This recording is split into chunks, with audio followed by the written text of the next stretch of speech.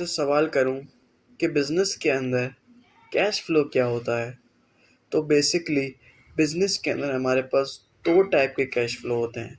एक होता है कैश इनफ्लो और एक होता है कैश आउटफ्लो।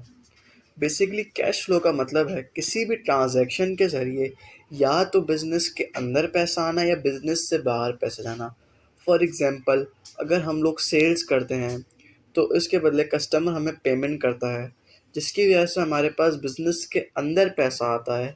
तो ये हुआ हमारा कैश इनफ्लो।